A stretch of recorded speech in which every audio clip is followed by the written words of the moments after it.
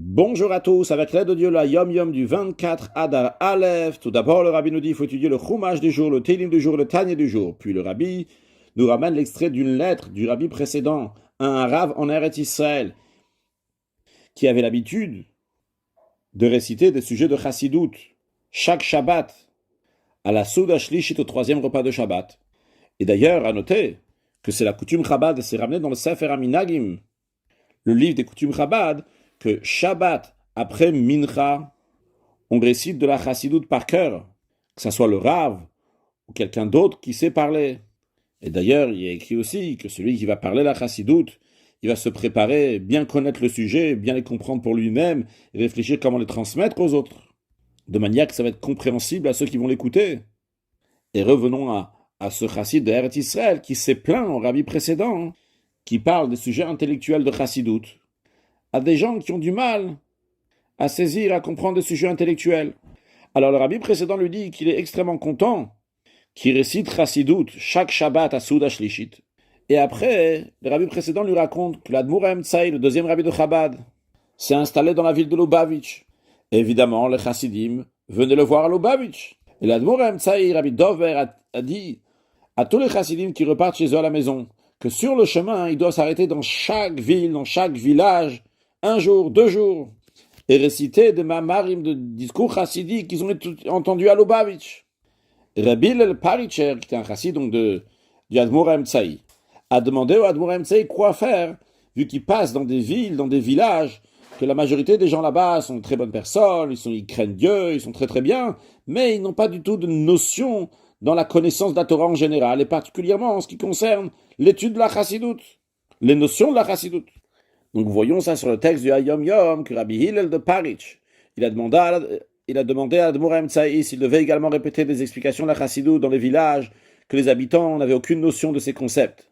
Et l'Admour Haim-Tsaï lui a répondu, l'âme juive, la Neshama, elle perçoit les mots de la Chassidut.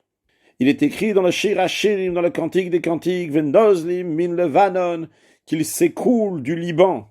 Le mot Levanon, le Liban, se décompose en 2 parties. Lev, Nun. Lev, Lamed, Bet, la valeur numérique c'est 32.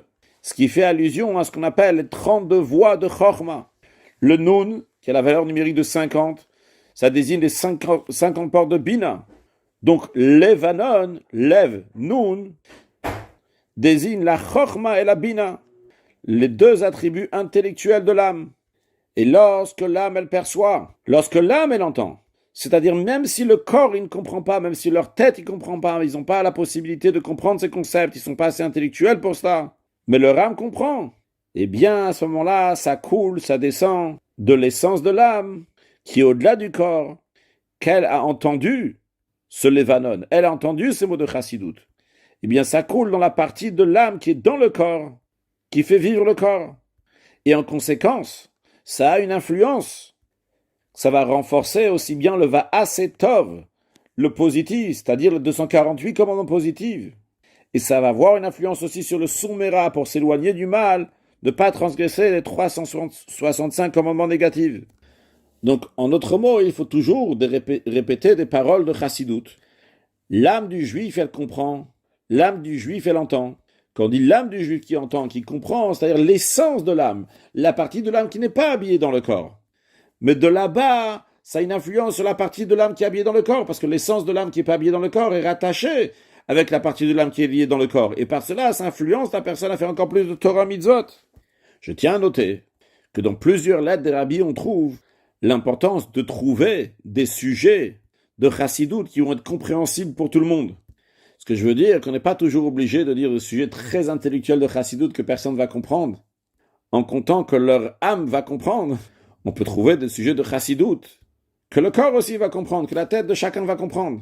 Parce qu'évidemment, un des sujets de la Chassidut, en plus la Chassidut Chabad, c'est que la Chassidut va rentrer dans la Chochma Bina Dat, dans les facultés intellectuelles, et s'unir avec la personne pour l'influencer à bien se comporter. Ceci dit, comme on l'a appris clairement dans le Hayom Yom d'aujourd'hui, que quoi qu'il arrive, la Chassidut pénètre, a une influence sur la personne. Donc étudions encore plus de Chassidut, diffusons la Chassidut. Et c'est l'occasion aussi pour rappeler que c'est dans Sefer Aminagim Chabad, c'est la coutume Chabad, que qu'est-ce qu'on fait après Mincha, Shabbat après-midi, étudier de la chassidoute qui nous amènera à Mashiach, now, un excellent yom.